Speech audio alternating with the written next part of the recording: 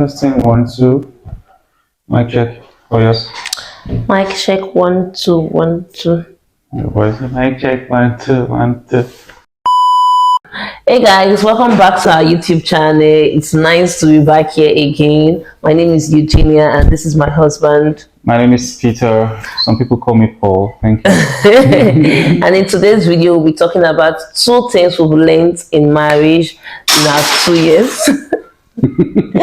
That's our son in the background. Okay, so we're going to be talking about 2 lessons we've learned in our 2 years in marriage. For me, the first thing I've learned so far is that don't judge a book by the cover.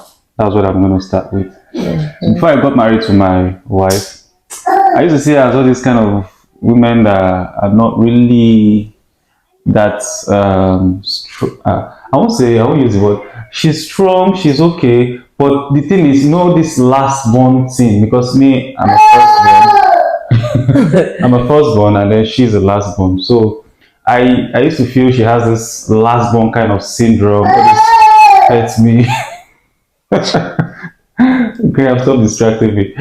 All this pets me, all this petty. So I used to wonder if we have a baby, that means I have 2 babies in the house, 1 small and 1 big.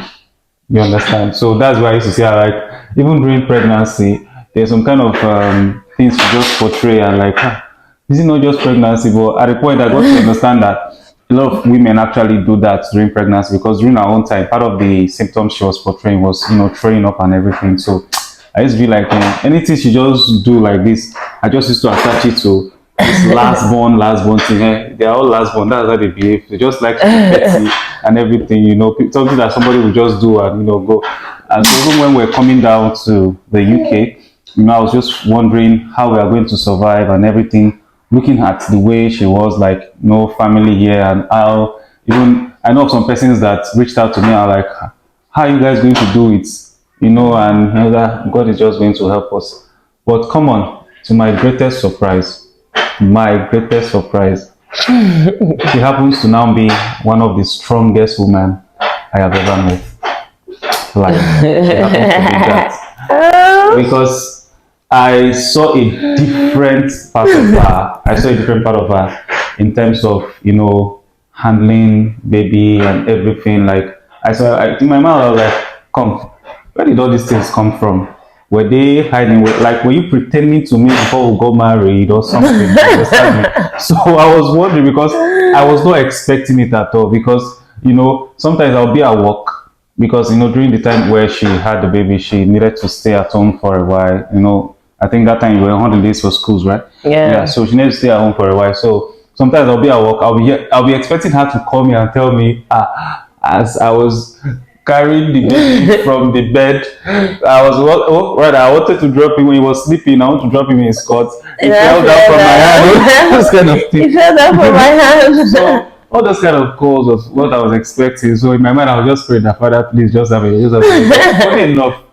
Throughout that period before my mother-in-law came in, there was nothing like that, even in terms of birthing the baby, what I'm just trying to say is I saw a different part of her entirely. Because if I looked at that when we're actually dating, she showed some things that maybe I just come on with last, but not really use the word, is it Omoma? That days ago, is it Omoma? All those kind of Omoma, I'm a baby. Okay. All those kind of I do that. She does that a lot. Please help me now, help me. Those kind of baby things. I wonder, this one I do like this. How would this one be able to manage a small baby? And I see myself as the one that will be the father and the mother and everything.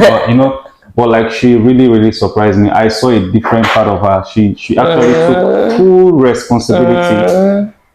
responsibility of the baby we had. That's which is great. And she took full responsibility. Glory be to God. And that really surprised me. So that's what I'm saying. The first lesson I learned was, if you want to get married to somebody, most times I'm not saying that you should not take red flags per se. But some things are not really important, okay, just because maybe someone is being petty, you just conclude in your mind. No, I don't think that's what the word is petty. I think the word is baby girl, maybe somebody just being a baby girl or something, you understand, and you want to just say, I don't trust this one. This one is not wife This one is material not wife material. or all those mother things, yeah. material. And so you don't really those things might change as long as God has told you this is your wife. That should not be your yardstick of judging. Because honestly speaking, if I had used that as my yardstick of judging, I don't think I would have said, okay, no, let me settle. Like, I don't think this is what God. Are you sure this is the person for me? You know, if I'm using that as my yardstick, but God actually has placed the capacity for every woman. Because I was wondering, I was like, God, we are coming to the UK. You know, we are not going to have any family member here, and you are now giving me Omomo. How will I handle to baby? I don't know that inside the Omomo is is a strong woman that is able to withstand pains, a woman that is able to stand up for herself and take full responsibility of her family and everything. I never knew that. So that's just one lesson I have learned from our first 2 years in marriage. Yeah. I don't even consider myself. Well, let me not discredit myself, though. But okay, if you say I'm strong, Yeah. I'll give it to you. You actually, for you, Sha, it might not really mean anything to you. You might just feel you have been yourself. But the impression you gave me of like, no, baby, no. I don't do this. I don't do this. I don't do that. I don't do this. What I've learned for the first 2 years of marriage is, number one, always know that you and your partner, you people are a team. You people are a team. Like, people are in the same side or the same side. You people are not against each other. You people are together. So it's two of you against the world, not two of you against each other. Yeah. So just understand that you people are a team. That's like very important. Share things among yourself. Escalate issues. Yes, escalate whatsoever is happening in your life. Let your partner be aware, let your partner be informed. Escalate whatsoever it is, because there's this saying, a problem shared is a problem half solved. So no matter what you are going through, sharing it with your partner, informing your partner, while explaining things to your partner, you able to that it's not as serious as I imagined it to be, you know, in the process of you explaining it to the person.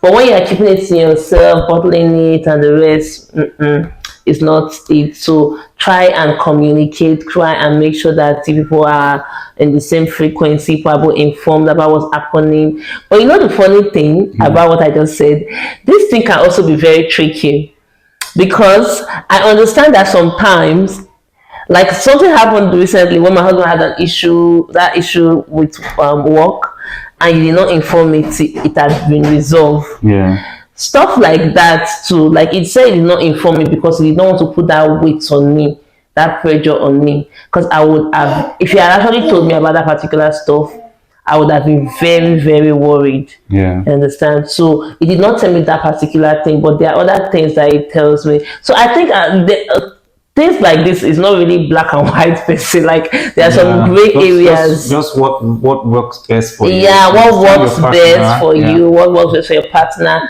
and you should know the level of pressure or things the person can handle too. Because honestly, if you had told me that stuff, my morning, afternoon, night, evening, everything would have been revolving around that stuff. Yeah. That's where my thinking, everything would have been on. You understand? Because like when there's something, my entire mind is on that thing. That's what I'm going to be thinking about and the rest. So there are gray areas. Well, that aside, for other things, you've informed me, you've informed me, you've carried me along, and I've also informed you about everything, and I've carried you along, and that's what thing I've also learned with marriage too. It's very popular.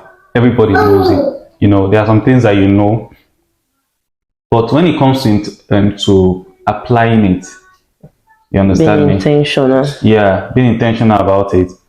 That's when you find out that in as much as it's very, very easy and simple, it becomes a bit difficult. Yeah. Because as a man, sometimes your ego might want to come into play. As a woman, sometimes you might not just want to be submissive and using those words. What are those words? The general words everybody always talk about, which is, I am sorry and thank you. In And marriage, please. yeah, and please.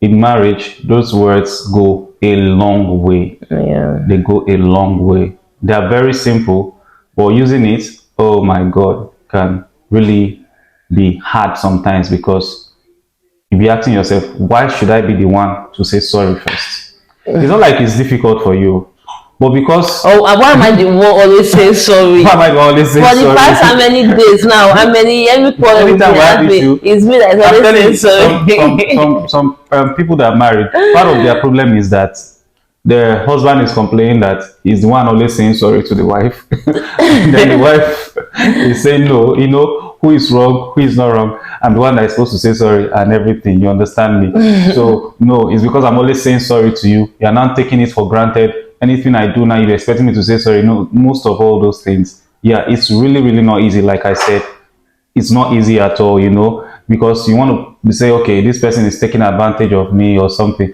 but I think there's a video I saw of a comedy. I think they wrote a husband and then they wrote a wife and then they wrote sorry underneath the both of them. And then for the husband, they just drew a straight line to sorry. That means husband is just straight to the point, I'm sorry. Then for the wife, they went zigzag, zigzag, zigzag, turn round, turn round, turn round. I still came back to the husband, and the husband was still the one to say sorry again. Meaning, we the men, we have to be the burden bearers. You understand me? We have to be the burden bearers. When I say burden bearer, it's not like, okay, saying, okay, yeah, you have to always be the one to say sorry. But when it comes to compromising, always see yourself. That's why you are the head. You are the leader of the home. You are the one, you are like the shepherd of the home. And so if saying sorry at that very point in time, we make everything to be okay for that minute, for that point in time, then just do it. But Christ told us, he said, love your wife, even as Christ loved the church. That is a big task being given to us as men. The question is, how did Christ love the church? The things he didn't do, the sins he didn't commit, the part he did not take, the sickness he was not supposed to carry, the shame he was not supposed to carry, he carried it on himself. Why? So that we can have a better life.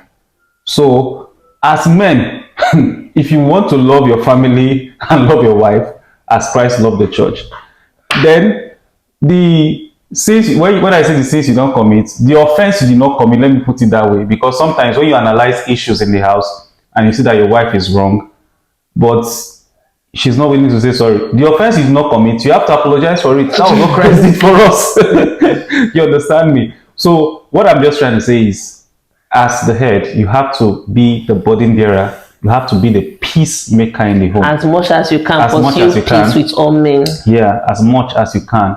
So please, I am sorry and thank you. They are very, very important in going a long way. I mean, on both sides now. What I'm just saying is that if it is not coming from the other party, as a man, we have to be the Drop your burden bearers. ego. We have to be the burden bearers. It is really not easy, like I said, but just for peace to reign, for your family to move forward, you just have to be the burden bearer for it. Yeah. So. Why you keep saying it's really not easy? What is the sensory? What is that in saying sorry? You think it's easy like that? Like, you did not do something, and then your wife is telling you to apologize for it, what you know you did not do. So it's just easy. Yes, sir. Sorry. It's not easy. Like, you and I know you are wrong, but you are still telling me to apologize for it. Why should I be the one to apologize for it when you know you are wrong? I don't know what to say. I feel like you should take the fall. Take the fall how? I don't understand. I have feelings. Why should I be the one to apologize for it? I don't know. You don't know. Yeah. You have to know, because you are saying it's easy. It's not easy, actually. It's easy to me. No, I it's feel easy like to you, it's right? easy. Okay, Yeah, it's easy to you, right? No problem.